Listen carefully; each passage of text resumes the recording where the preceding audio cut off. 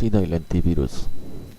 Los virus de inmunodeficiencia humana VIH derivados del lentivirus de primates constituyen los agentes etiológicos del síndrome de inmunodeficiencia adquirida SIDA. La enfermedad fue descrita originalmente en 1981 y se aisló al VIH-1 a finales de 1983. Desde esa fecha el SIDA adquirió el carácter de epidemia mundial y su ataque y magnitud se ampliaron al grado de que las infecciones por VIH han afectado a poblaciones y regiones geográficas diferentes. En la actualidad la infección alcanza niveles planetarios. La persona una vez infectada lo sigue siendo durante toda su vida. En términos de un decenio sin tratamiento, la mayor parte de los individuos infectados por el virus terminan por mostrar infecciones letales por oportunistas como consecuencia de las deficiencias inducidas por dicha partícula en el sistema inmunitario. El SIDA es uno de los problemas de salud pública más importantes en el mundo de comienzo del siglo XXI. Uno de los grandes progresos en este terreno ha sido la creación de la terapia antirretroviral altamente activa, HAART, Highly Active Antiretroviral Therapy, para suprimir por largo tiempo la réplica del virus y evitar el síndrome de inmunodeficiencia adquirida. Propiedades de los lentivirus.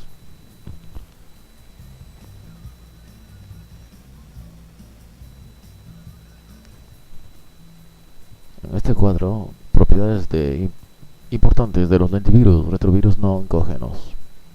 Virión esférico de 80 a 100 nanómetros de diámetro y centro cilíndrico. Genoma RNA monocatenario lineal en sentido positivo de 9 a 10 kb, diploide. El genoma es más complejo que el de retrovirus oncógenos y contiene incluso 6 genes adicionales de replicación. Proteínas. La glucoproteína de la cubierta muestra variación antigénica. La enzima transcriptasa inversa contiene viriona hacia su interior. Se necesita proteasa para la producción del virus infectante. Cubierta. Presente replicación. La transcriptasa inversa elabora una copia de DNA a partir del RNA genómico. El DNA del provirus es una plantilla para el RNA viral. La variabilidad genética es frecuente. Maduración. Las partículas son extruidas de la membrana plasmática. Características sobresalientes. Los miembros no son oncógenos y pueden ser destructores de células y infectan células del sistema inmunitario. Los provirus permanentemente quedan vinculados con las células. La expresión viral se limita a algunas células in vivo, causa enfermedades crónicas de evolución lenta. La replicación suele ser específica de cada especie. El grupo incluye a los agentes causales del SIDA.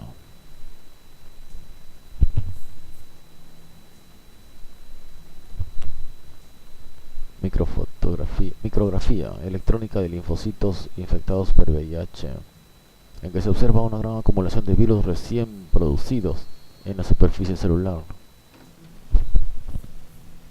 Es en la imagen superior. 46.450 aumentos. La barra es de 100 nanómetros. Virus recién formados eclosionan a través de la membrana citoplásmica. Esquina inferior izquierda, 49.000 aumentos, barra 100 nanómetros. Dos virones a punto de desprenderse de la superficie celular. Esquina inferior derecha, 75.140 aumentos, barra 100 nanómetros.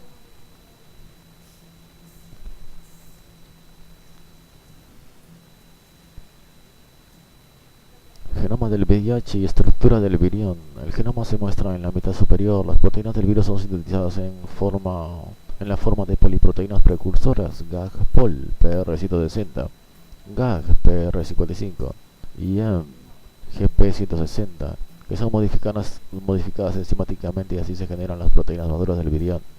La proteasa viral PR desdobla GAG-POL y GAG para producir las proteínas de menor tamaño señaladas. Un PR celular desdobla ENF y así produce GP120SU y GP41TM, el sitio que ocupan las proteínas del virión. Dentro de la partícula viral está indicado por símbolos, mitad inferior de la figura. Se desconocen las posiciones exactas que ocupan las proteínas PR, RT y N.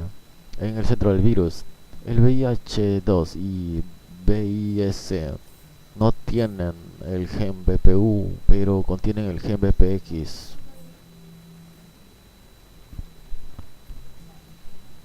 Proteínas de la cubierta de VIH-1. El polipéptido precursor de GP160 se señala en la mitad superior del esquema. La subunidad GP120 está fuera de la célula y la GP41 es una proteína transmembranaria. Los dominios hipervariables en GP120 han sido designados B1 hasta B5. Se señalan las posiciones de los enlaces de disulfuro en la forma de líneas que conectan el interior de las asas. Regiones importantes de la subunidad GP41 son el dominio de fusión en la terminación amínica y en el dominio transmembranario TM.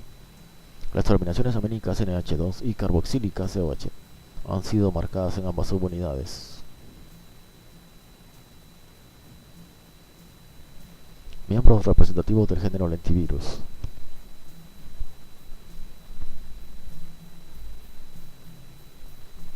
Origen de los virus humanos. VIH1, VIS, CPZ. ¿Qué significa? VIH1 y VIH2, VIH, fueron transmitidos de especies cruzadas bis CPZ y bis SM, respectivamente. Las enfermedades AIDS-Sida. El VIH1 es bis CPZ y el VIH2 bis SM. En primates no humanos como chimpancés, bis CPZ, sida de simios. Mangabeya humano, macaco, BISSM. Macacos, bis MAC. Mono verde africano, bis AGM. Monos psiques, bis SIC. Mandril, bis MND. Monoleost, lest, bis lest. Monocolobus, bis col. No primates, gato. Virus de inmunodeficiencia de felinos, sida de felinos. Vaca, virus de inmunodeficiencia de bovinos. Oveja, Bisna Medi, enfermedad de pulmones y sistema nervioso central. De caballo, virus de la anemia infecciosa de equino, de anemia. Cabra, virus de la encefalitis y la artritis caprinas, artritis y encefalitis. Esas son las imágenes. Vamos una vez a esta también. Evolución típica de una infección por VIH sin tratamiento. En el periodo temprano después de la infección primaria se observa diseminación extensa del virus y un decremento neto en el número de linfocitos TCD4 en sangre periférica. Se desencadena una respuesta inmunitaria al virus con disminución de la viremia detectable, seguida de un periodo duradero de latencia clínica. Por medio de los métodos sensibles para detectar el RNA del virus se advierte que tal partícula está presente en el plasma en todo momento.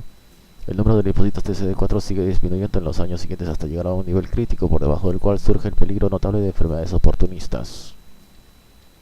Esas son todas las imágenes y bueno, todavía falta esta.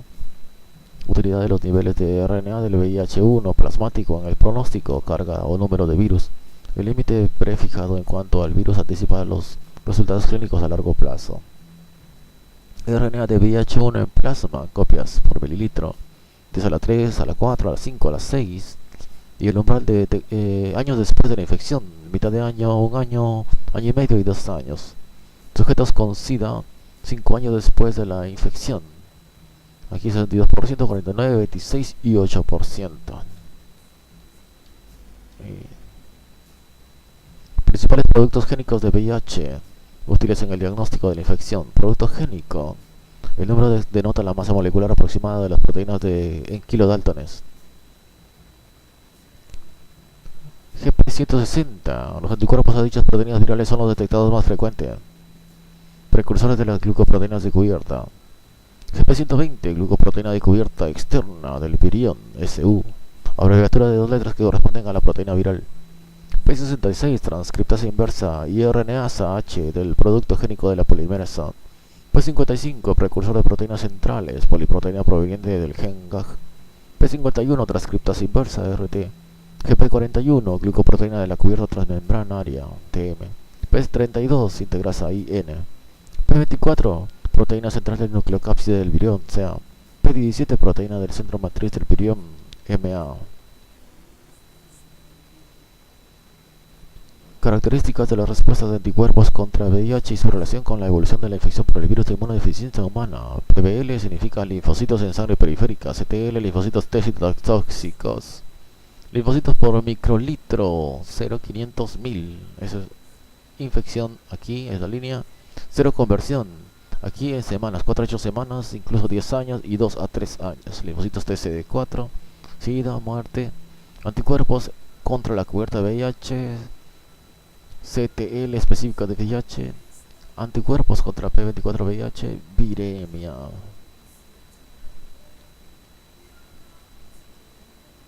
Estimación de adultos y niños que vivían con SIDA, VIH, SIDA por continentes o regiones. En diciembre de 2007 se ha calculado que a nivel mundial en ese año fallecieron millones de personas por VIH, síndrome de inmunodeficiencia adquirida, datos obtenidos por el Programa Conjunto de las Naciones Unidas VIH.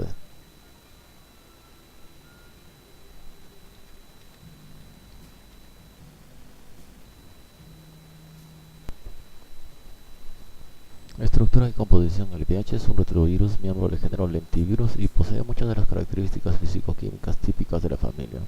La característica morfológica peculiar del VIH es poseer un nucleoide cilíndrico en el virión maduro. El nucleoide en forma de barra que constituye un signo diagnóstico es visible en la micrografía electrónica en las partículas extracelulares cuando son seccionadas en el ángulo apropiado. El genoma del RNA de los lentivirus es más complejo que el de los lentivirus transformantes. Los lentivirus contienen los 4 genes necesarios para la replicación de un lentivirus, que son GAG, PRO, POL y ENF, y cumplen con las características generales de la replicación de los retrovirus. Se sabe que hay hasta 6 genes adicionales que regulan la expresión viral y son importantes en la patogenia de la enfermedad in vivo. Dichos genes auxiliares poseen poca homología de secuencias entre los lentivirus, pero conservan sus funciones. Los virus de felinos ungulados codifican menos genes accesorios. La proteína TAT, que es una de las que intervienen en la réplica de fase temprana, actúa en la transactivación, en la cual el producto de un gen viral participa en la activación transcriptasa de otros genes del virus. La transactivación por parte del VIH es muy eficiente y puede contribuir a la naturaleza virulenta de las infecciones por dicha partícula. La proteína REF se necesita para la expresión de las proteínas estructurales virales, facilita la exportación desde el núcleo de transcritos virales no empalmados. Las proteínas estructurales son traducidas a partir del mRNA no empalmados en la fase tardía de la replicación. La proteína NF intensifica la infectividad del virus, facilita la activación de los linfocitos T inactivos y disminuye la expresión de las células CD4 de la clase 1 del complejo principal de histocompatibilidad, MHC, Major Histocompatibility Complex. El gen NF es necesario para que el virus de inmunodeficiencia de simios, BIS, sea patógeno para los monos. La proteína BPR incrementa el transporte del complejo de preintegración viral al interior del núcleo y también detiene las células en la fase G2 de su ciclo. La proteína BPU estimula la degradación del linfocito CD4. Las células contienen en su interior proteínas inhibidoras contra virus conocidas como factores de restricción. Un tipo es ApoBC3G, una citidina desaminidasa que inhibe la réplica del virus de inmunodeficiencia humana. La proteína BIF estimula la infectividad viral al suprimir los efectos de dicha enzima. Otra proteína inhibidora es TRIM5-alfa, que se liga a las partículas retrovirales de entrada y las recluta hasta llevarlas a las proteosomas mucho antes de que aparezca la síntesis de DNA viral. Las diferentes variedades de VIH no son idénticas, pero al parecer incluyen toda una gran diversidad de virus similares. Consúltese clasificación. En un sujeto infectado se identifican poblaciones heterogéneas de genomas virales, heterogeneidad que refleja grandes índices de replicación de las partículas y una cifra grande de error de la transcriptasa inversa viral. Las regiones de máxima divergencia entre diferentes partículas virales se localizan en el gen F, que codifica las proteínas de la cubierta viral. El producto GP120, SU del gen recién mencionado, contiene dominios de unión que se ocupan de la fijación del virus a la molécula CD4 y correceptores, intermedian los tropismos de linfocitos y macrófagos y transportan los determinantes antigénicos mayores que desencadenan la producción de anticuerpos neutralizantes. La glucoproteína de VIH posee 5 regiones variables B, que muestran divergencia de una variante viral a la otra, y la región B3 es importante en la neutralización. El producto GP41 TM de EMF contiene un dominio transmembranario que fija la glucoproteína en la cubierta viral y otro dominio de fusión que facilita la penetración del virus en las células que busca invadir. La divergencia en la cubierta de VIH complica los intentos de crear una vacuna eficaz contra el síndrome de inmunodeficiencia adquirida. Los lentivirus son partículas totalmente exógenas. A diferencia de los retrovirus transformantes, el genoma lentiviral no contiene gen celular alguno conservado. Los individuos se infectan cuando se introduce el virus de fuentes exógenas. Clasificación. Se han aislado lentivirus de innumerables especies, que incluyen más de 2 docenas de especies de primates africanos no humanos. Se conocen 2 tipos diferentes de virus de SIDA humano, VIH1 y VIH2. Ambos se diferencian por características de la organización de su genoma y las relaciones filogenéticas evolutivas con otros lentivirus de primates. La divergencia en secuencias entre los 2 tipos de virus rebasa 50%. Con base en las secuencias del gen ENF, VIH1 abarca 3 grupos virales diferentes, EM, N y O. El grupo M predominante contiene un mínimo de 10 subtipos o clados A a la J. También se han identificado formas recombinantes de virus en la circulación de seres humanos en diferentes regiones geográficas. En forma similar se han detectado 5 subtipos de VIH2, A hasta la E. Se advierte enorme variabilidad dentro de cada subtipo. Los clados genéticos al parecer no corresponden con los grupos serotípicos de neutralización y no hay pruebas de que se difieran las características biológicas o patogenia de los subtipos. De especies de primates no humanos se han obtenido innumerables lentivirus. Estas partículas pertenecen a 6 grandes líneas filogenéticas. Se considera que el bis de los mangabeyes ahumados, un tipo de mono cercopitécido de África Occidental, y el VIH2 son variantes del mismo virus, como lo son los antivirus de chimpancés y VIH1. Los bis de monos verdes africanos, Saikes, Mandrilis y Colobus, representan líneas adicionales independientes. La organización de los genomas de los lentivirus de primates humanos y simios son similares. Una diferencia reside en que VIH1 y el virus del chimpancé portan un gen BPU, en tanto que VIH2 y el grupo bis sub SM tiene un gen BPX. Otros miembros de bis no tienen genes BPU ni BPX. Las secuencias de los genes GAG y POL se conservan celosamente. Se advierten diferencias notables en los genes de las proteínas en los genes de las glucoproteínas de la cubierta. Las secuencias de la porción proteínica transmembranaria están más conservadas que las secuencias de glucoproteínas externas, el componente proteínico expuesto al exterior de la partícula viral. Al parecer, los virus de inmunodeficiencia simia no son patógenos para sus especies de origen. Hospedadores como el chimpancé, el mono verde africano, el mangabey ahumado, de las que se sabe están infectadas en sus hábitats naturales. A diferencia de ello, los monos rhesus no están infectados en forma natural en las zonas silvestres en Asia, pero son susceptibles a la inducción de sida simia por diversos virus de inmunodeficiencia simia. El primer virus identificado de mono rhesus en cautiverio, VISMAC, fue la cepa VIH2 del mangabey ahumado. Los antivirus que no afectan primates originan infecciones persistentes en varias especies de animales, causan enfermedades debilitantes crónicas y a veces inmunodeficiencia. El virus VISNA, llamado también MAERI, que es el prototipo, causa síntomas neurológicos o neumonía en ovejas de Islandia. Otros virus originan anemia infecciosa en caballos y artritis y encefalitis en cabras. Los lentivirus de felinos y bovinos pueden causar una inmunodeficiencia. Los que no afectan primates tampoco infectan miembros de esa especie, incluidos los seres humanos. Origen del SIDA. El VIH de seres humanos fue producto del cruzamiento de virus de simios en zonas rurales de África a través de infecciones de especies, tal vez por contacto directo de personas con sangre infectada de primates. Los datos actuales señalan que los equivalentes de VIH1 y VIH2 de primates fueron transmitidos a personas en múltiples ocasiones distintas, 7 como mínimo. Los análisis de evolución de secuencias sitúan por 1930 la introducción de VIS-CPZ a las personas, lo cual dio origen al VIH1 del grupo M. Si bien algunas estimaciones indican que tal fecha fue anterior, hacia 1908, es probable que las transmisiones en cuestión se produjeran repetidas veces a través de los decenios, pero a mediados del siglo anterior cambios sociales, económicos y conductuales particulares generaron circunstancias que permitieron la expansión, el establecimiento definitivo en seres humanos y el ataque de dichas infecciones por el virus en proporciones epidémicas. Desinfección e inactivación. El VIH queda totalmente inactivado, más o igual que 10 a las 5 unidades de infectividad, al ser tratados durante 10 minutos a temperatura ambiental con cualquiera de las sustancias mencionadas: blanqueadores caseros al 10%, cloro, etanol al 50%, isopropanol al 35%, nonidet P40 al 1%, lisol al 0.5%, paraformaldehído al 0.5% o peróxido de hidrógeno al 0.3%. El virus también es inactivado en los extremos de pH de 1, pH de 13.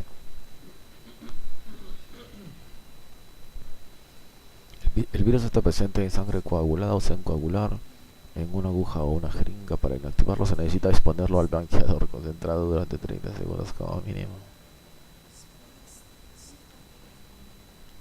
El virus es inactivado por TIM20 al 2.5. El paraformaldehído lo inactiva si la partícula está libre en solución, pero no se sabe si la sustancia penetra a los tejidos en grado suficiente para inactivar a todos los virus que estarían presentes en células de cultivo o muestras de tejido. El VIH es inactivado fácilmente en líquidos o suero al 10% si se los calienta a 56 grados centígrados durante 10 minutos, pero el material proteináceo seco lo protege en grado extraordinario.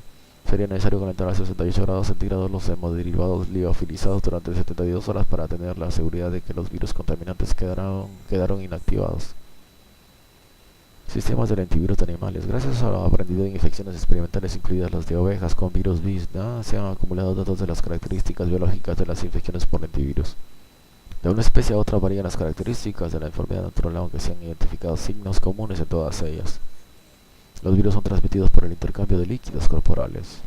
Los virus persisten indefinidamente en los hospedadores infectados, aunque pueden estar en número pequeñísimo. Los virus muestran grandes índices de mutación y surgirán mutantes diferentes en situaciones distintas, como factores del hospedador, respuestas inmunitarias y tipo de tejido. Los hospedadores infectados contienen cúmulos de genomas virales muy similares conocidos como cuasiespecies. La infección por virus evoluciona lentamente y pasa por etapas específicas. Las células de la línea de macrófagos intervienen decisivamente en la infección. Los antivirus difieren de otros retrovirus en que infectan células en diferenciación terminal que no se dividen. Sin embargo, tales células deben ser activadas para que se produzca la replicación y con ello los virus hijos. El virus depende de las células como monocitos y macrófagos, pero infecta solamente una célula de cada millón. Los monocitos transportan los virus en el organismo en una forma que no los reconoce el sistema inmunitario y así siembran otros tejidos. Las cepas de virus linfocitotrópicos tienden a ocasionar infecciones grandemente productivas, en tanto que la replicación de los virus macrofagotrópicos es limitada. 5. Se necesita a veces el transcurso de años para que aparezca la enfermedad. Los hospedadores infectados por lo común elaboran anticuerpos, pero no eliminan la infección y de este modo el virus persiste durante toda la vida. Surgen periódicamente en los hospedadores mencionadas nuevas variantes antigénicas y muchas de las mutaciones se producen en las glicoproteínas de la cubierta. Pueden aparecer síntomas clínicos en cualquier momento a partir de los 3 meses hasta varios años después de la infección. Las excepciones de periodos de incubación largos en el caso de enfermedades por antivirus incluyen SIDA en niños, anemia infecciosa en caballos y encefalitis en cabras jóvenes. Entre los factores del hospedador que son importantes en la patogenia de la enfermedad están la edad, que los sujetos más jóvenes están expuestos al mayor peligro. Estrés puede desencadenar la enfermedad. Mecanismos genéticos. Algunas razas de animales son más susceptibles. E infecciones coexistentes pueden exacerbar la enfermedad o facilitar la transmisión del virus. Las enfermedades en los ungulados, caballos, ganado vacuno, ovejas y cabras, no son complicadas por infecciones secundarias por oportunistas. El virus de la anemia infecciosa equina se puede propagar entre caballos y por intervención de los tábanos hematófagos y es el único lentivirus transmitido por un insecto vector. Los lentivirus de simios comparten características moleculares y biológicas con VIH y causan una enfermedad similar a SIDA en macacos rhesus. El modelo del virus de inmunodeficiencia de simios es importante para conocer la patogenia de la enfermedad y crear una vacuna y estrategias terapéuticas. Receptores de los virus. Todos los lentivirus de primates se utilizan como receptor la molécula CD4 que se expresa en macrófagos y en linfocitos T. Para que el VIH1 penetre en las células se necesita un segundo correceptor además de CD4. Ese segundo receptor se necesita para la función del virus con la membrana celular. El virus en primer lugar se fija a CD4 y después al correceptor. Interacciones que ocasionan cambios en la conformación de la cubierta viral con activación del péptido de fusión GP41 y activación de la fusión con la membrana. Los receptores de quimiosinas actúan como segundos receptores de VIH1. Las quimiosinas son factores solubles que tienen propiedades de quimioatracción y de citocinas. El correceptor 5 de quimiosinas, CCR5, chemokines correceptor 5, que es el receptor de la quimiosina regulado en la activación, expresado y secretado por células T, RANTES, Regulated on Activation, T-Cell Expressed and Secreted, y de las proteínas inflamatorias de macrófagos, MIP1 alfa y MIP1 beta, Macrophage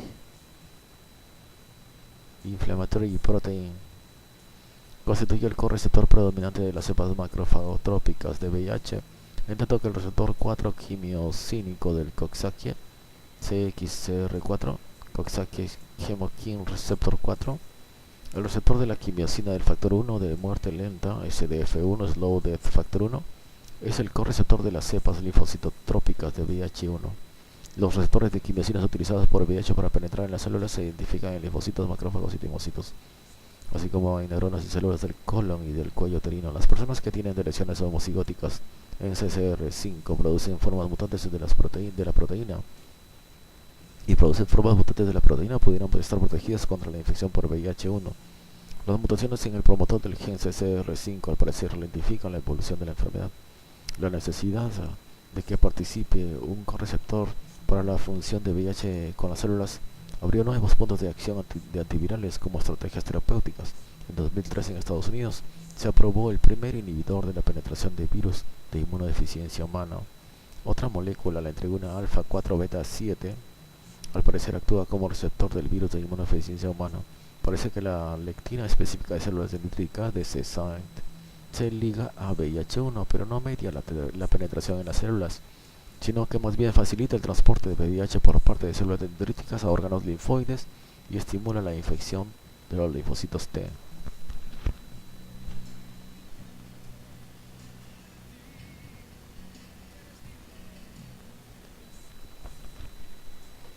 Infecciones por VIH en seres humanos. Patogenia y aspectos patológicos. Aspectos generales de la evolución de la infección por VIH. La evolución típica de la infección por VIH no tratada puede extenderse a lo largo de un decenio. Las etapas incluyen la infección primaria, la diseminación del virus a órganos linfoides, la fase de latencia clínica, la mayor expresión de VIH, la aparición de enfermedad clínica y la muerte. El lapso que media entre la infección primaria y la evolución hasta llegar a la enfermedad clínica es en promedio de 10 años. Los sujetos no tratados suelen morir en un plazo de 2 años de haber comenzado los síntomas clínicos. Después de la infección primaria hay un lapso de 4 a 11 días entre la infección de la mucosa y la viremia inicial y se detecta a esta última durante 8 a 12 semanas. En este lapso se disemina ampliamente el virus en todo el organismo y queda sembrado en órganos linfoides. En muchos enfermos, 50-75%, 3 a 6 semanas después de la infección primaria aparece un síndrome agudo similar a la mononucleosis. En esta fase temprana disminuye notablemente el número de linfocitos T CD4 circulantes. Una semana a 3 meses después de la infección surge una respuesta inmunitaria al VIH y disminuye el número de virus en el plasma y aumenta los niveles de linfocitos CD4. Sin embargo, la respuesta inmunitaria no elimina del todo la infección y en los ganglios linfáticos persisten células infectadas por el virus de la inmunodeficiencia humana. El periodo mencionado de latencia clínica puede durar incluso 10 años y en ese lapso se advierte muy intensa y constante replicación viral. Se calcula que se producen y destruyen cada día 10.000 millones de partículas de virus de inmunodeficiencia humana. La semivida del virus en el plasma es de 6 horas y el ciclo vital del virus desde el momento de la infección de una célula hasta que surgen nuevos hijos que infectan a las células gigantes de 2.6 días en promedio. Al parecer tienen velocidades grandes de renovación. Los linfocitos TCD4, los principales elementos de los que dependería la producción de los virus. La semivida de los linfocitos mencionados una vez infectados en forma productiva es de 1.6 días aproximadamente. Ante la rápida proliferación de los virus y la cifra de error inherente de la transcriptasa inversa de VIH, se ha calculado que cada nucleótido del genoma de VIH probablemente experimenta mutación todos los días. Al final el enfermo terminará por mostrar síntomas generales y enfermedad clínicamente manifiesta en la forma de infecciones por oportunistas o neoplasias. Es posible detectar fácilmente en el plasma números grandes de virus en las etapas avanzadas de la infección. El VIH de individuos en la etapa tardía por lo común es mucho más virulento y citopático que las cepas de virus que intervienen en los comienzos de la evolución.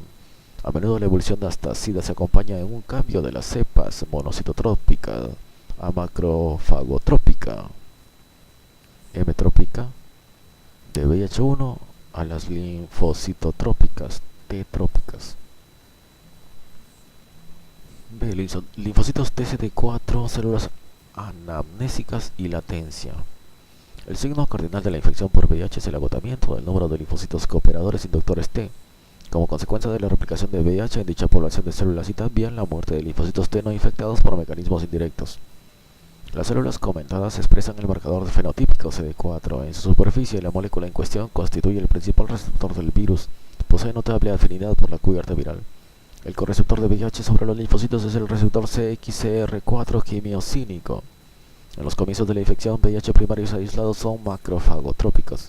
Sin embargo, todas las cepas de VIH infectan linfocitos TCD4 primarios, pero no las líneas de dichas células inmortalizadas in vitro.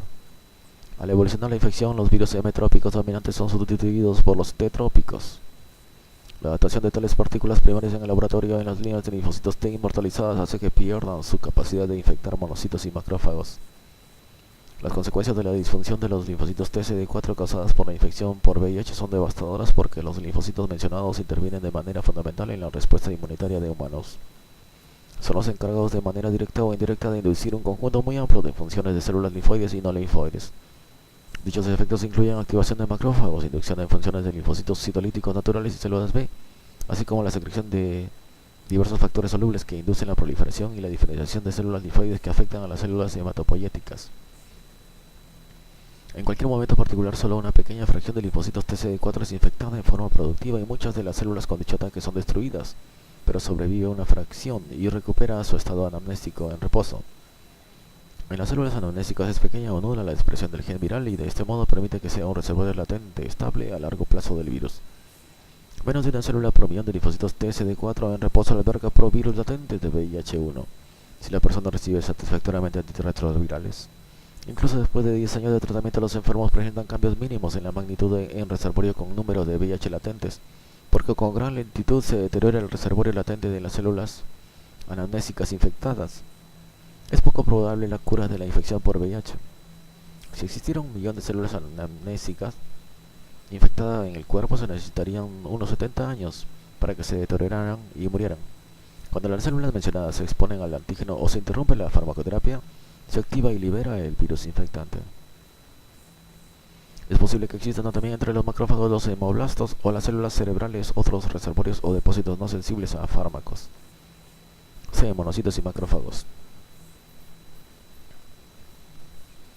Los dos tipos de células intervienen decisivamente en la diseminación y la patogenia de la infección por virus de inmunodeficiencia humana. Algunos subgrupos de monocitos expresan el antígeno de superficie CD4 y por ello se fijan en la cubierta del virus. El correceptor de dicho virus en los monocitos y macrófagos es la quimiosina CCR5. En el cerebro, los principales tipos celulares infectados por VIH al parecer son los monocitos y los macrófagos, y ello pudiera tener consecuencias importantes para la aparición de manifestaciones neuropsiquiátricas que acompañan a la infección por virus de inmunodeficiencia humana. Los macrófagos infectados de alvéolos pulmonares pudieran intervenir en la neumonitis intersticial en algunos enfermos de síndrome de inmunodeficiencia adquirida. En fecha temprana después de la infección predominan las cepas macrofagotrópicas de VIH, y ellas son las que originan las infecciones iniciales incluso si la fuente de transmisión contiene virus M trópicos y T trópicos. Se ha pensado que los monocitos y los macrófagos constituyen reservorios importantes de VIH en el cuerpo. A diferencia del linfocito TCD4, el monocito es relativamente refractario a los efectos citopáticos de VIH y por ello el virus, además de sobrevivir en el interior de la célula, puede ser transportado por ello a diversos órganos como los pulmones y el cerebro. Los macrófagos infectados pueden seguir produciendo virus por largo tiempo. De órganos linfoides. Los órganos linfoides intervienen decisivamente en la infección por virus de inmunodeficiencia en humanos. Los linfocitos en la sangre periférica constituyen solo alrededor del 2% del conjunto total de ellos y el resto está más bien en órganos linfoides. Precisamente en estos últimos se generan las respuestas inmunitarias específicas. La red de células dendríticas foliculares en los centros germinales de los ganglios linfáticos atrapa antígeno y estimula la aparición de una respuesta inmunitaria. Durante toda la evolución de la infección no tratada, incluso durante la fase de latencia clínica, hay replicación activa de VIH en los tejidos linfoides. El microambiente del ganglio linfático es óptimo para que se establezca y propague la infección por el virus. Hay liberación de citocinas que activa un gran fondo común de linfocitos TCD4 que son muy susceptibles a la infección por virus de inmunodeficiencia humana. Al evolucionar la enfermedad y llegar a etapas ulteriores, se altera la arquitectura de los ganglios mencionados, células del sistema nervioso. Las anormalidades del sistema nervioso son frecuentes en etapas ulteriores de la infección y constituyen un cuadro definitorio del síndrome de inmunodeficiencia adquirida. La enfermedad de dicho sistema aparece en grados variables en 40 a 90% de los pacientes. Los cuadros comprenden encefalopatía por VIH, neuropatías periféricas y como problemas más grave el complejo de demencia por síndrome de inmunodeficiencia adquirida. Mecanismos patógenos directos e indirectos podrían explicar las manifestaciones neuropsiquiátricas de la infección por virus de inmunodeficiencia humana. Los tipos predominantes de células en el cerebro que son infectadas por el VIH son los monocitos y los macrófagos. El virus puede penetrar en el parénquima cerebral valiéndose de monocitos infectados que liberan citocinas que son tóxicas para las neuronas, así como factores quimiotácticos. Lo anterior desencadena infiltración al encéfalo de células inflamatorias. Rara vez aparece VIH en las neuronas, los oligodendrocitos y los astrocitos, si es que lo hace. F. Con infecciones virales. Se necesitan señales de activación para que establezca una infección por VIH productiva y en la persona infectada por dicho virus al parecer actúan como activadores celulares muy diversos estímulos antigénicos in vivo. Por ejemplo, la infección activa por Mycobacterium tuberculosis incrementa sustancialmente la viremia plasmática. Los efectos lesivos del VIH en el sistema inmunitario hacen que los enfermos queden vulnerables a muchos tipos de infecciones. La Organización Mundial de la Salud señala que la infección por VIH aumenta incluso 20 veces el peligro de contraer tuberculosis. De los 9 millones de nuevos casos de tuberculosis a nivel mundial en 2007 se calcula que el 15% aparecieron en personas infectadas por virus de inmunodeficiencia humana. Otras infecciones virales concomitantes como serían las causadas por los virus de Epstein-Barr, citomegálico, del herpes simple o de hepatitis B pueden actuar como cofactores del síndrome de inmunodeficiencia adquirida. Una causa importante de morbilidad y mortalidad en personas infectadas por VIH es la infección coexistente con virus de la hepatitis C que aparece en 15-30% de enfermos de VIH en Estados Unidos y que suele ocasionar una hepatopatía. Se observa una elevada prevalencia de infección por virus citomegálico en sujetos VIH positivos. Se observan también infecciones coexistentes con dos cepas diferentes de virus de inmunodeficiencia humana. Se han publicado casos probados de sobreinfección por una segunda cepa en una persona infectada por VIH, incluso en caso de haber una potente respuesta de linfocitos TCD8 contra la primera cepa. Se considera que la sobreinfección por VIH es un hecho raro.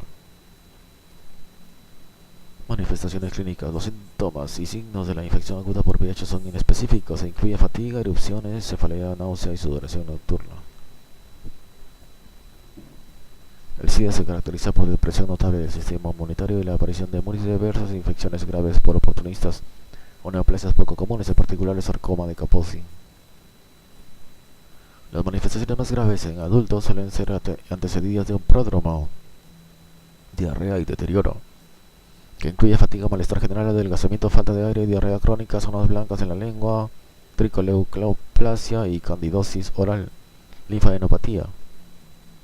Una causa importante de debilidad son las manifestaciones patológicas en las vías gastrointestinales desde el esófago hasta el colon. Sin tratamiento, el intervalo entre la infección primaria por VIH y las primeras manifestaciones de la enfermedad clínica suele ser largo en los adultos y es de 8 a 10 años.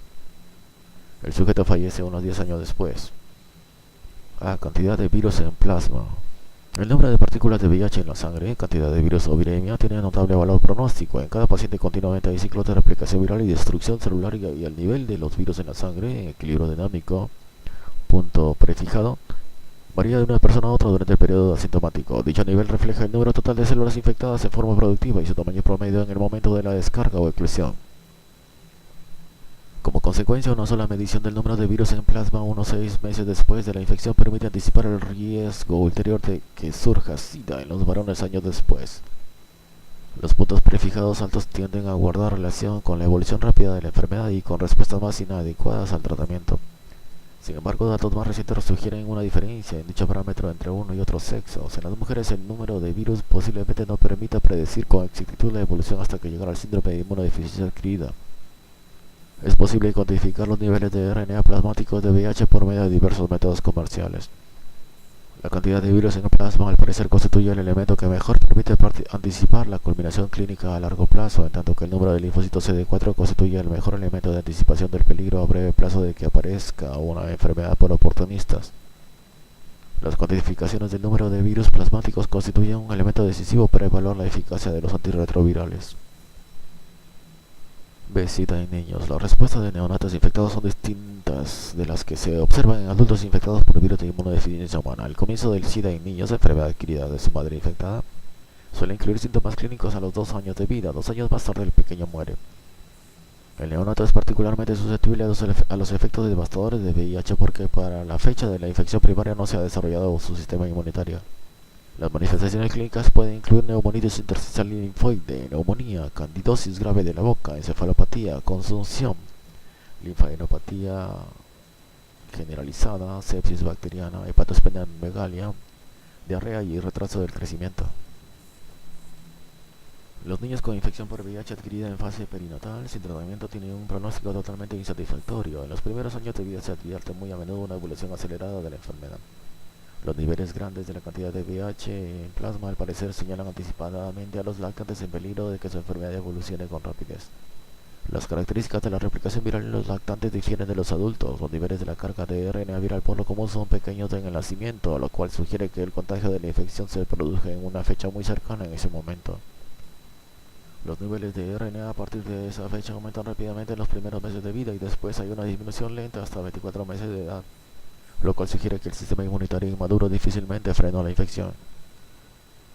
Un porcentaje pequeño de lactantes, 5% o menos, presentan infecciones transitorias por VIH, lo cual sugiere que algunos de ellos pueden eliminar el virus. C. Enfermedades del sistema nervioso. La disfunción del sistema nervioso aparece a menudo en personas infectadas por virus de inmunodeficiencia humana. Se sabe que 40-90% de los pacientes muestran síntomas neurológicos y en muchos casos en la necropsia se identifican anormalidades neuropatológicas. Entre los síndromes neurológicos netos que aparecen a menudo están encefalitis subacuta, mielopatía vacuolar, meningitis aséptica y neuropatía periférica. En 25 a 75% de los enfermos de SIDA, como manifestación tardía, surge el complejo de demencia por SIDA, que es el síndrome neurológico más común y se caracteriza por deficiencias de la memoria, incapacidad de concentración, apatía, retraso psicomotor y cambios conductuales. Otras enfermedades del sistema nervioso que surgen junto con la infección por VIH comprenden toxoplasmosis, criptococosis, linfoma primario del sistema nervioso central y leucoencefalopatía multifocal progresiva, inducida por el virus JC.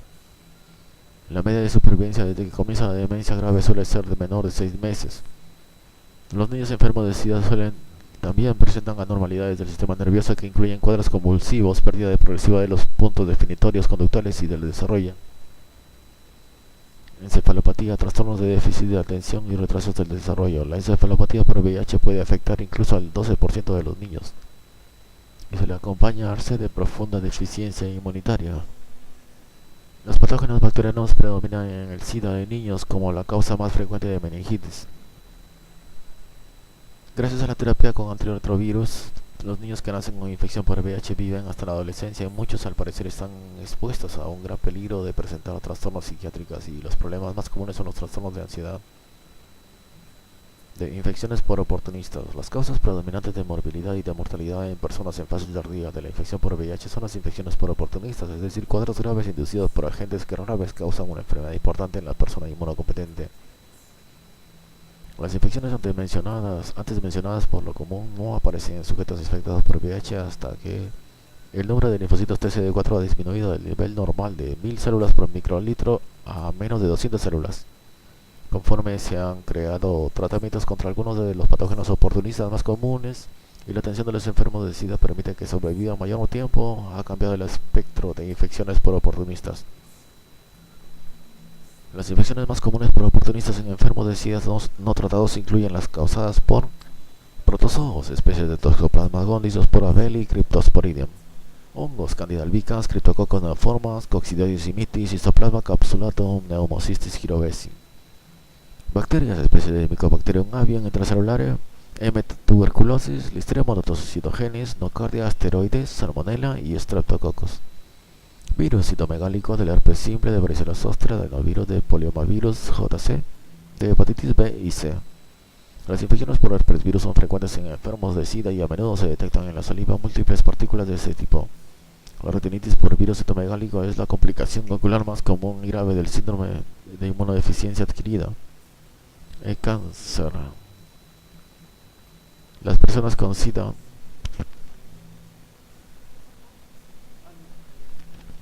Las personas con SIDA tienen una enorme predisposición a la aparición de cánceres, que es otra consecuencia de la depresión inmunitaria.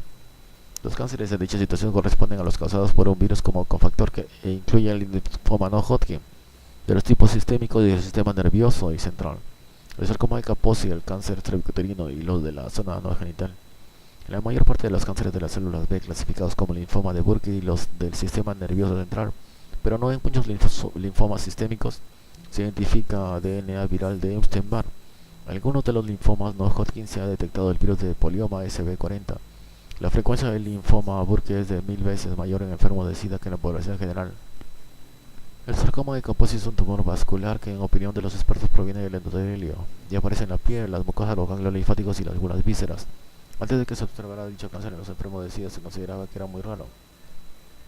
El sarcófago mencionado tiene una frecuencia de 20.000 veces mayor en enfermos de SIDA no tratado que en la población general. Al parecer hay una relación causal de la neoplasia con el herpesvirus vinculado con el sarcoma en cuestión o HHV8. El cáncer cervicuterino es causado por virus de papiloma de alto riesgo. Los de la zona anogenital también surgen como consecuencia de infecciones coexistentes con virus de papiloma humano.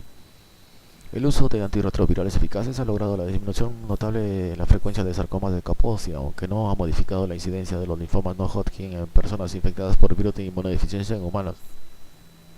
Dado que los sujetos infectados por el virus viven más tiempo por acción de los antirretrovirales eficaces, terminan por mostrar cánceres de muy diverso tipo con una frecuencia mayor que la población no infectada. Tales neoplasias que surgen junto con VIH incluyen los cánceres de la cabeza y el cuello,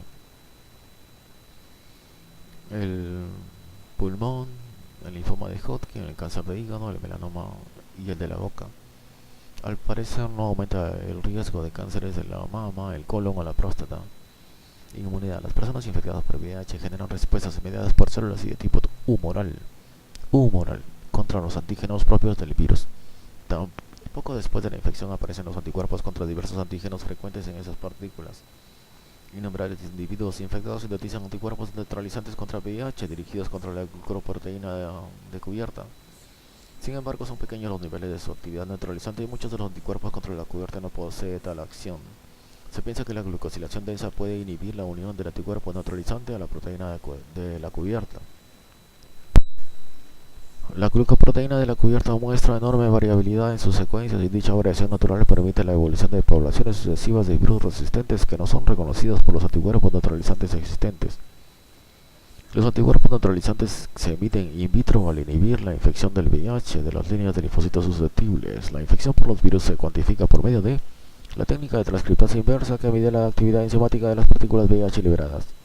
El método de inmunofluorescencia directa que mide el porcentaje de células infectadas. La reacción en cadena de polimerasa transcriptasa inversa, RT-PCR, Reverse Transcriptase Polymerase Chain Reaction. O técnicas de amplificación del DNA de cadena ramificada, bDNA, que miden los ácidos nucleicos del virus de inmunodeficiencia humana. Surgen respuestas de tipo celular dirigidas contra las proteínas de virus de inmunodeficiencia humana. Los linfocitos D citotóxicos, CTL, Cytotoxic T lymphocytes, reconocen los productos de los genes EMF, POL, GAG y NEF. Dicha reactividad es mediada por los linfocitos CD3 y ACD8, con restricción de complejo de histocompatibilidad mayor. La reactividad específica hacia EMF aparece en casi todas las personas infectadas y disminuye al evolucionar la enfermedad. También se ha detectado actividad de linfocitos citolíticos naturales en el Natural Killer contra GP120 de VIH-1.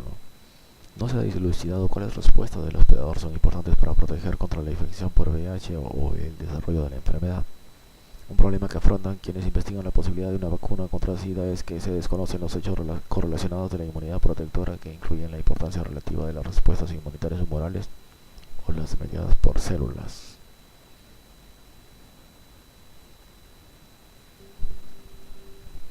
Diagnóstico por laboratorio. La infección por VIH se detecta por 3 métodos: aislamiento del virus, cuantificación serológica de anticuerpos contra el virus y medición del ácido nucleico o los antígenos del virus.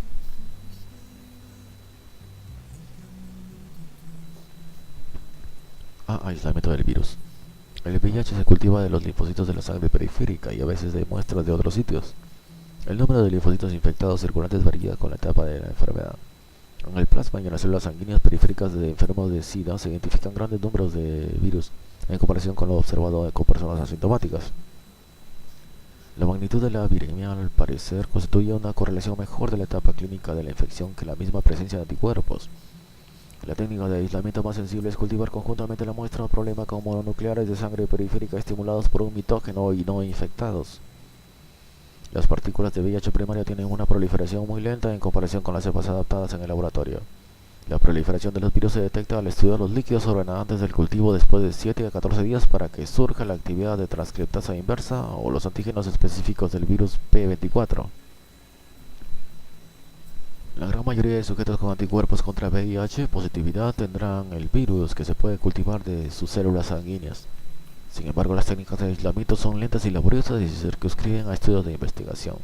Las técnicas de amplificación por PCR se utilizan más a menudo para identificar el virus en muestras clínicas.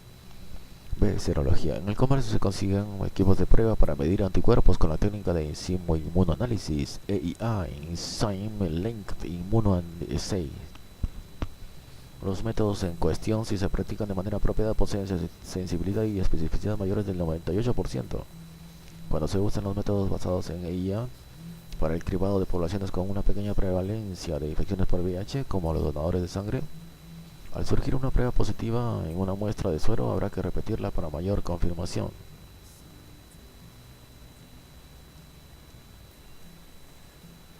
Si la prueba EIA es reactiva, se realizará una prueba confirmatoria para descartar resultados positivos falsos. La técnica más usada para la confirmación es la inmunotransferencia, en que se detectan proteínas de pesos moleculares específicas propias de virus de inmunodeficiencia humana. Más a menudo se identifican anticuerpos contra la proteína P24 del centro de la partícula o las glucoproteínas GP41, GP120 o GP160 de la cubierta. El perfil de respuestas contra antígenos específicos del virus cambia con el transcurso del tiempo y la evolución clínica hasta llegar al síndrome de inmunodeficiencia adquirida. Se conserva el nivel de anticuerpos contra las glucoproteínas de la cubierta GP41, GP120, GP160, pero disminuyen las dirigidas contra las proteínas GAG, P17, P24, P55. La disminución del nivel del anticuerpo contra P24 puede ser el signo que anticipe el comienzo de los signos clínicos y otros marcadores inmunitarios de la evolución. En laboratorios que no cuentan con los medios para practicar EIA y en situaciones en que es imposible esperar los resultados de prueba, se recurre a métodos sencillos y rápidos para detectar anticuerpos contra virus de inmunodeficiencia humana. Tales métodos se realizan en sangre o líquidos de la boca y se basan en principios como las reacciones de aglutinación de partículas o inmunomanchas. Son métodos rápidos que detectan anticuerpos contra VIH en muestras de sangre completa en las que no se necesita preparación. Se pueden realizar fuera de los laboratorios corrientes. Se cuenta también con equipo para estudios en el hogar. La técnica comprende la colocación de gotas de sangre después de un pinchazo de la yema de un dedo en una tarjeta tratada especialmente. Esta última es enviada a un laboratorio autorizado para practicar las pruebas. La medida del lapso hasta la cero conversión después de infección por VIH es de 3 a 4 semanas. Casi todas las personas demostrarán anticuerpos detectables en un plazo de 6 a 12 semanas después de la infección y prácticamente todos los sujetos presentarán positividad en términos de 6 meses. Muy pocas veces la infección por VIH dura más de 6 meses sin que surja una respuesta detectable de anticuerpos. Detección de ácidos nucleicos o antígenos del virus. Para detectar el RNA viral en muestras de seres humanos a menudo se utilizan técnicas de amplificación como RT-PCR, PCR de DNA y bDNA. El método RT-PCR utiliza enzimas para amplificar el RNA del VIH. La técnica de bDNA amplifica RNA del virus por métodos de hibridación seriada de oligonucleótidos. Las técnicas son cuantitativas y se utilizan estándares de referencia. Con cada una es necesario incluir testigos positivos y negativos apropiados. Los métodos de índole molecular mencionados son muy sensibles y constituyen la base para las cuantificaciones del número de virus en plasma. La heterogeneidad de las secuencias de VIH puede menoscabar la sensibilidad de estas técnicas para detectar infecciones por virus de inmunodeficiencia humana. Marcadores de predicción importantes son los niveles de RNA del VIH, que señalan la evolución de la enfermedad y constituyen medios útiles para vigilar la eficacia de las terapias antivirales. El diagnóstico temprano de infección por VIH en hijos de madres infectadas se practica por medio de técnicas de detección de RNA del VIH plasmático. La presencia de anticuerpos de la madre hace que no sean útiles los estudios serológicos. Poco después de la infección se detecta por medio de EIA en plasma niveles pequeños del antígeno P24 del VIH-1 circulante.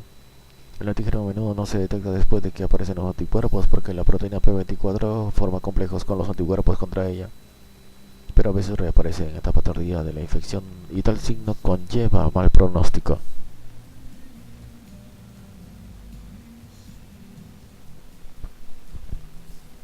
Epidemiología.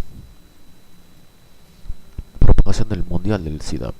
El SIDA fue identificado por primera vez en 1981 en Estados Unidos como una nueva entidad patológica en varones homosexuales. 20 años después ha terminado por ser una epidemia mundial que aún no cesa. El Programa Conjunto de las Naciones Unidas sobre el VIH-Sida o no-Sida estimó que para finales del 2007 33 millones de personas a nivel mundial vivían con VIH-Sida y la mayor parte ha sido afectada por contactos heterosexuales. Se calcula que en ese año fallecieron de SIDA 2 millones de personas y que se produjeron 2.7 millones de infecciones nuevas por VIH, incluidos 370.000 niños, de los cuales muchos eran productos infectados en fase perinatal. En el año 2005, la Organización Mundial de la Salud estimó que hasta esa fecha habían fallecido más de 25 millones de personas a nivel mundial por SIDA y que quedaron en la orfandad más de 15 millones de niños, y de ellos 12 millones vivían en países subsaharianos en África. La epidemia varía con la región geográfica. Con base en los datos de 2007, el mayor número de infecciones por VIH se registró en los países subsaharianos de África.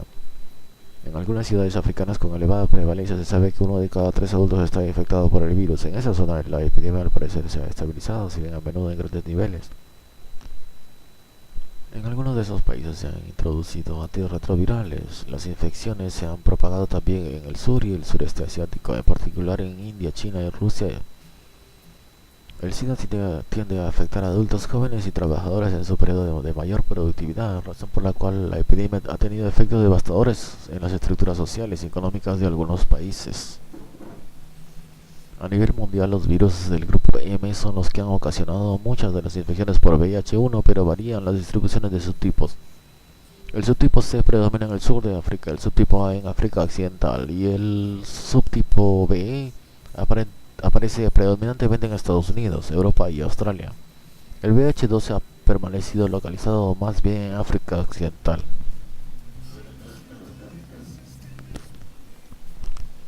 La Organización Mundial de la Salud estima que cada año se producen 2.7 millones de nuevas infecciones por VIH y de ellas 90% surgen en países en desarrollo. En estos últimos, el SIDA es una enfermedad transmitida abrumadoramente por contactos heterosexuales y se observa en cifra igual de ataque entre varones y mujeres. Se ha planteado la hipótesis de que la diseminación rápida a nivel global de VIH en los últimos decenios del siglo XX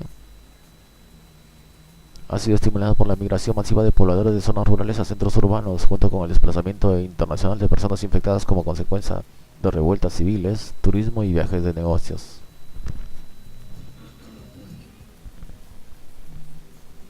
Estados Unidos. El panorama de la epidemia de SIDA ha cambiado en Estados Unidos desde 1981. Originalmente, la mayor parte de los casos se observaba en varones homosexuales. Después se identificó que el trastorno surgía en usuarios de drogas inyectables. Para 2005 había ataques desproporcionados de algunas comunidades de minorías raciales y étnicas, en las cuales se concentraba 66% de los casos de VIH-Sida notificados. La frecuencia de transmisión por contactos heterosexuales fue en aumento y 25% en promedio de los casos recién diagnosticados correspondieron a mujeres. Muchos de los casos de SIDA producto del contacto heterosexual se atribuyeron a las relaciones sexuales con un usuario de drogas inyectables o un compañero infectado por virus de inmunodeficiencia humana. A pesar de las recomendaciones de los Centros para el Control y Prevención de Enfermedades, publicaron en 2006 para que el cribado del virus fuera parte sistemática de la atención médica de las personas de 13 a 64 años, se ha calculado que 25% de sujetos que viven con VIH no saben que tienen la infección. A finales de 2007 se calculó que había más de 1.5 millones de casos de VIH-Sida y de ellos más de 500.000 ya habían fallecido. Más de 1 millón de personas viven con VIH-Sida en Estados Unidos y se ha calculado que cada año aparecen 40.000 casos nuevos. El índice de defunción disminuyó por primera vez en 1996 y ello reflejó el empleo de combinaciones de antirretrovirales y prevención de infecciones secundarias por oportunistas. El SIDA en niños aumentó conforme lo hizo el número de mujeres infectadas por el virus. Se calculó que en 1991 en Estados Unidos 1.650 neonatas se contagiaron de dicha partícula. El número de infecciones nuevas disminuyó impresionantemente al contar en 1994 con la terapia a base de sidobudina en fase prenatal durante el parto y etapa neonatal. A partir de las cifras de transmisión de 25 a 30% sin intervención terapéutica, las farmacoterapias han disminuido los índices de transmisión en Estados Unidos a cifras menores de 2%. No ha cesado la transmisión madre-hijo porque en la madre no se diagnostica la infección por el virus y no se emprende tratamiento médico.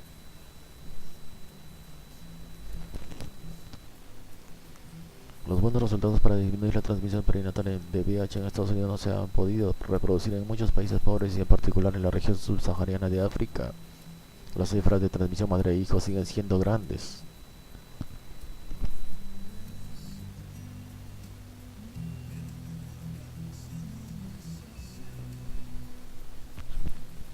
Vías de transmisión. En dos líquidos corporales, la sangre y el semen, aparecen un número grande de virus de VIH. Ellos se transmiten durante el contacto sexual, incluido el sexo genital oral, por exposición de los progenitores a sangre o hemoderivados contaminados y de la madre al producto en el periodo perinatal. La presencia de otras enfermedades de transmisión sexual, sífilis, gonorrea o herpes simple de tipo 2 agrava el peligro de transmisión sexual de VIH incluso en 100 veces, porque la inflamación y las úlceras facilitan la transferencia del virus a través de la barrera que opone las mucosas. Sujetos que poseen el virus y están asintomáticos lo transmiten.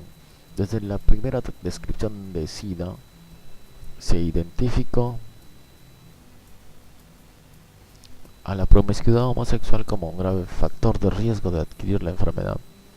Dicho riesgo se agrava en proporción al número de contactos sexuales con diferentes compañeros. La transfusión de sangre o hemoderivados infectados constituye un mecanismo eficaz de transmisión del virus. Por ejemplo, más del 90% de hemofílicos que recibieron concentrados contaminados del factor de coagulación en Estados Unidos antes que se detectara VIH terminaron por generar anticuerpos contra el virus. Los usuarios de drogas ilícitas inyectables suelen infectarse al compartir agujas contaminadas. Dicho mecanismo también explica una fracción importante de los nuevos casos de síndrome de inmunodeficiencia adquirida. Se necesitan métodos de prueba cuidadosos para que los abastos de sangre sean seguros. La Organización Mundial de la Salud ha señalado que la donación voluntaria y no remunerada de sangre es mucho más segura que las donaciones pagadas. En 1996 se señaló que el peligro de infección de VIH transmitido por transfusiones en Estados Unidos era muy pequeño, en promedio un caso por 500.000 transfusiones. Las cifras de transmisión de la madre a su hijo varían de 13 a 40% en mujeres no tratadas. Los pequeños se infectan en su vida intrauterina durante el parto, más frecuentemente por el consumo de leche materna. Si se descartara esta última práctica, se sabe que en promedio 30% de las infecciones se producen en el útero y 70% durante el parto.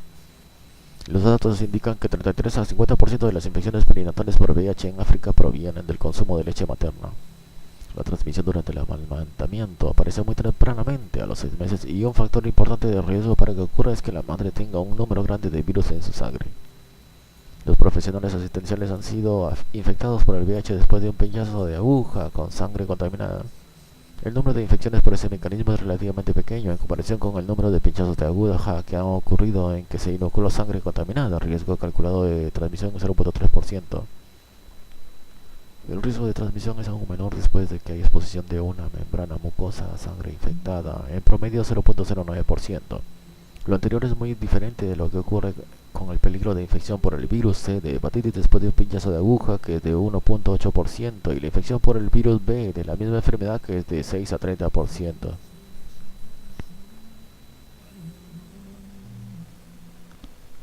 Los mecanismos de transmisión por la sangre, contacto sexual y nacimiento descritos explican casi todos los casos de infecciones por virus de inmunodeficiencia humana.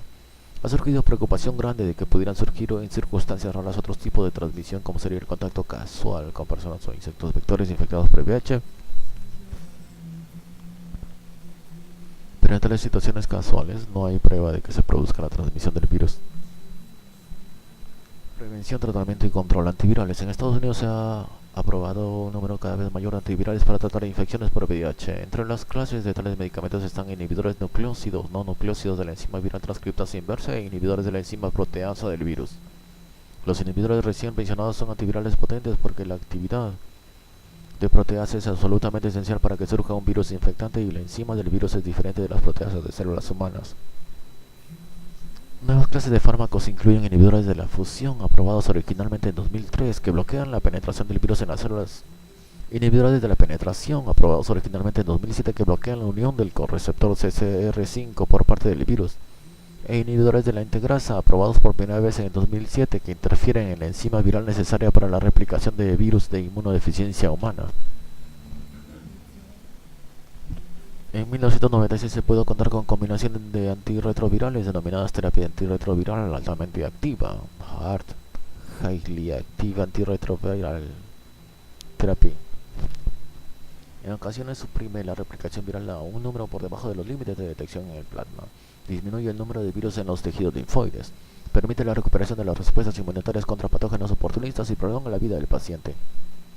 A pesar de ello, la terapia en cuestión no cura las infecciones por VIH. El virus persiste en reservorios o depósitos de células infectadas en forma latente que viven largo tiempo, como serían los linfocitos T anamnésicos CD4. Al interrumpir a la HAART, o si la terapia es ineficaz, hay un rebote por reactivación en la producción del virus. El uso de un solo antirretroviral suele hacer que surjan rápidamente mutantes fármaco-resistentes de VIH, pero lo único que hacen las combinaciones terapéuticas orientadas a múltiples fases de la replicación del virus es retrasar la aparición de los mutantes. Sin embargo, dichas formas que surgen y que son resistentes a un inhibidor de proteasa también lo son a otros fármacos similares. La transmisión de variantes fármaco-resistentes puede menoscabar futuras opciones terapéuticas. En 2004 y 2005, los sujetos que no habían recibido tratamiento y que tenían infecciones por VIH recién diagnosticadas transportaron virus con mutaciones farmacoresistentes en 8 y 10% de los casos en Estados Unidos y en Europa, respectivamente. De los lactantes infectados en fase perinatal en Estados Unidos en 2002, 19% tuvieron virus que mostraban mutaciones farmacoresistentes múltiples. Han sido satisfactorios los resultados con las combinaciones de fármacos y han logrado que la infección por VIH se torne crónica y tratable. Con ellas es posible suprimir en forma duradera la replicación viral y obtener la restauración de la función inmunitaria, pero el tratamiento debe continuar durante toda la vida y surge a veces resistencia a fármacos. Además, los regímenes actuales son caros, no todos los pacientes los toleran y pueden surgir efectos adversos como lipodistrofia. A nivel mundial, la mayor parte de los sujetos infectados no tienen en absoluto acceso a fármacos contra el virus de inmunodeficiencia humana. La acidopurina, acidotimidina, AZT, disminuye significativamente la transmisión de VIH de la madre a su hijo. El régimen de administración de dicho fármaco a la madre durante el embarazo y durante el parto y al hijo después de nacer disminuyó el riesgo de transmisión perinatal 65-75%, de 25% en promedio a menos de 2%. Dicho tratamiento disminuye la transmisión vertical y todos los niveles de carga o número de virus de la gestante. Se ha demostrado que un ciclo breve de AZT aplicado a madres infectadas o un régimen simple de nevirapina disminuye el 50% la transmisión y son inocuos para utilizar en naciones en fase de desarrollo. Sin embargo, la elevada cifra de transmisión del virus por el amamantamiento puede anular los beneficios de la farmacoterapia perinatal de la madre. Vacunas contra VIH. Una vacuna segura y eficaz constituiría el mejor medio para controlar la epidemia mundial de síndrome de inmunodeficiencia adquirida. Las vacunas hechas de virus típicamente son preventivas, es decir, se aplican a personas no infectadas para evitar la infección o la enfermedad. Sin embargo, todas las vacunas en evaluación contra VIH hasta 2009 resultaron ineficaces para tales fines. La obtención de la vacuna es difícil porque el VIH muestra mutación rápida, no se expresa en todas las células infectadas y no es eliminada del todo por la respuesta inmunitaria del hospedador después de la infección primaria. Las variantes de VIH presentan variación extraordinaria, en particular en sus antígenos de la cubierta, variabilidad que pudiera estimular la aparición de mutantes resistentes a la neutralización. Se desconocen los hechos correlacionados propios de la inmunidad protectora, por lo que igualmente se desconocen las respuestas inmunitarias de tipo celular, humoral o ambas que deben desencadenar la vacuna. Ante los problemas de inocuidad, se considera con temor el uso de vacunas basadas en virus atenuados o inactivados o de virus de simios. Otras posibles candidatas serían las proteínas virales obtenidas de bioingeniería, en particular las glucoproteínas de la cubierta, administradas con coadyuvantes o con vectores virales heterólogos. Están estudiando innumerables métodos nuevos de vacunación. Se han diseñado estrategias de genoterapia orientadas a lograr inmunización intracelular, es decir, modificar genéticamente células inmunitarias en forma tal que sean resistentes al virus de inmunodeficiencia humana.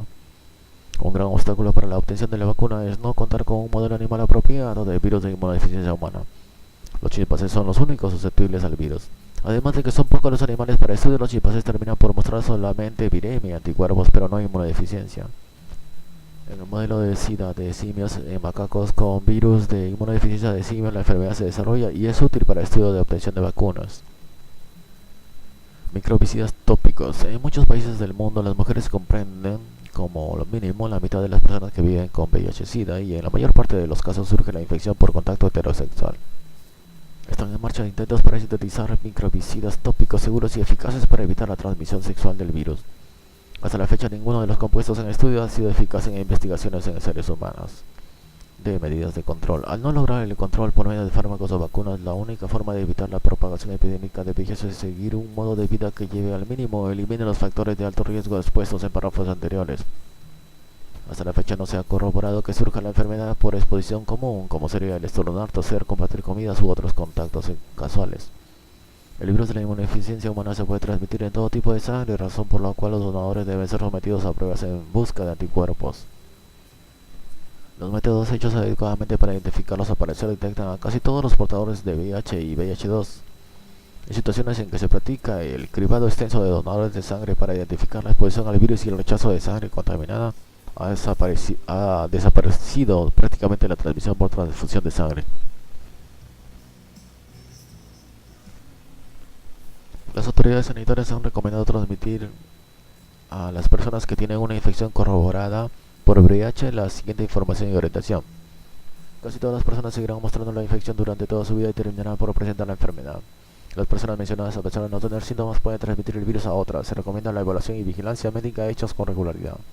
Las personas infectadas deben abstenerse de donar sangre, plasma, órganos, otros tejidos o semen.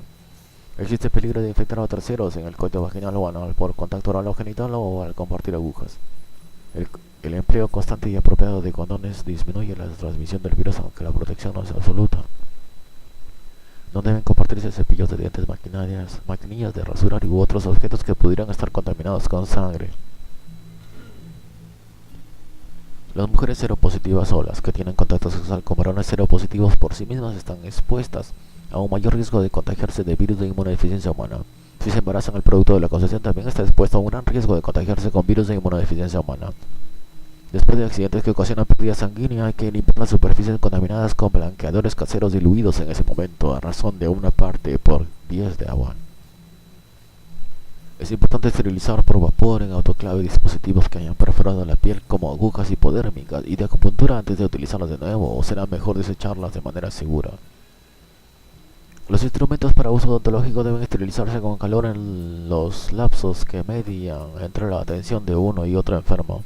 De ser posible, se utilizarán agujas y equipos desechables.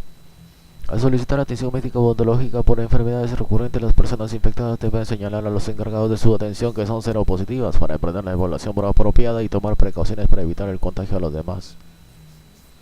A personas que pudieran haber quedado infectadas como consecuencia de contacto con individuos seropositivos, como compañeros sexuales, personas con quienes se han compartido agujas, neonatos y lactantes de hijos de mujeres seropositivas, se planteará la posibilidad de practicar pruebas para detectar anticuerpos contra el virus de inmunodeficiencia humana. Muchas personas con positividad en la prueba para identificar VIH no necesitan pensar en un cambio de empleo o actividad, salvo que su labor entrañe la posibilidad notable de exponer a terceros a su sangre u otros líquidos corporales. No existe prueba de que la manipulación de los alimentos permita la transmisión de virus de inmunodeficiencia humana. Las personas seropositivas que participen en tareas de asistencia clínica en la que se practican métodos penetrantes o que tienen lesiones cutáneas deben seguir precauciones similares a las recomendadas para los portadores de hepatitis B para proteger a los pacientes del peligro de infección. Se permitirá a los niños con positividad de sus pruebas acudir a la escuela porque el contacto casual entre escolares no conlleva riesgo. Sin embargo, habrá que recurrir a un entorno más restringido en el caso de preescolares o menores que no controlan sus secreciones corporales, que muerden o están expuestos a lesiones húmedas. Enseñanzas orientadas a la salud. Al no contar con una vacuna o un tratamiento la prevención de los casos de SIDA dependen de los buenos resultados de proyectos de enseñanza de la educación que comprenden cambios conductuales. Se resumen a continuación los mensajes de enseñanza de salud para el público en general. Es importante usar un condón como protección en todas las relaciones sexuales, fuera de relaciones monógamas en que no se detecten anticuerpos contra VIH. No se compartirán agujas o jeringas no estériles. Toda mujer que pudiera estar expuesta debe solicitar la práctica de identificación de anticuerpos contra VIH antes de embarazarse, y si la prueba es positiva, pensará en evitar el embarazo. Y si se cuenta con otras posibilidades seguras de alimentación, las mujeres infectadas por VIH no amamantarán a su hijo para aminorar la transmisión del virus a su prole. Preguntas. Se clasifica el VIH como miembro del género lentivirus de la familia Rotaviride. Los lentivirus infectan células del sistema inmunitario. VIH codifica GP120, glucoproteína de la cubierta, y la proteína mencionada se liga al correceptor viral en la superficie celular. La epidemia mundial de VIH-Sida aún no cesa y sigue en aumento. En el año 2007, el área geográfica que incluía el mayor número de personas infectadas por dicho virus después de los países subsaharianos de África era sur y suroeste asiático. La evolución típica de una infección por VIH sin tratamiento abarca 10 años o más. Por lo regular se advierte un periodo largo de latencia clínica entre la fecha de la infección primera y la aparición de síndrome de inmunodeficiencia adquirida. En ese periodo de latencia clínica aparece el virus en órganos linfoides. En sujetos infectados con VIH-1 a veces hay infecciones virales coexistentes con infecciones y pueden contribuir a la morbilidad y a la mortalidad. La coinfección más frecuente en sujetos VIH positivos en Estados Unidos comprende el virus de la hepatitis C. De las personas siguientes, ¿cuáles estarían expuestas a un mayor peligro de contagio por infección por VIH? Un turista que fue a Botswana y que tuvo contacto sexual con una prostituta. Una enfermera de 36 años se pinchó con una hoja que tenía sangre de un paciente de VIH positivo. 6 meses después había positividad del suero en una prueba EIA, pero los resultados fueron equívocos. Cuando se repitió la prueba y el resultado fue negativo en la inmunotransferencia, ella probablemente no esté infectada de VIH.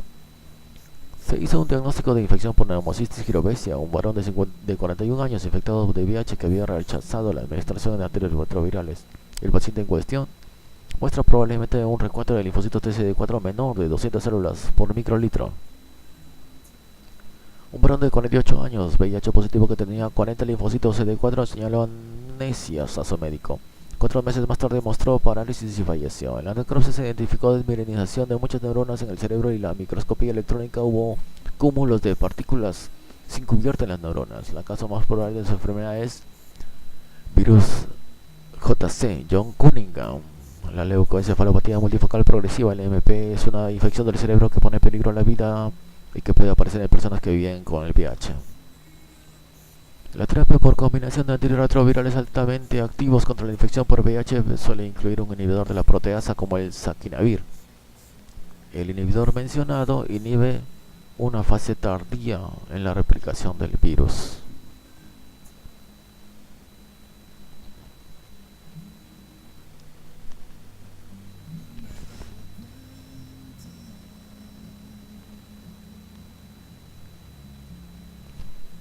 En una persona con infección con VIH, entre los posibles líquidos infectantes están todos los que señalados, excepto orina no contaminada visiblemente con sangre. De la población que rebasó el millón de personas que, según cálculos, vivían con VIH en Estados Unidos al finalizar 2007, de acuerdo con los expertos, ¿cuántas desconocían que tenían infección? 25% aproximadamente.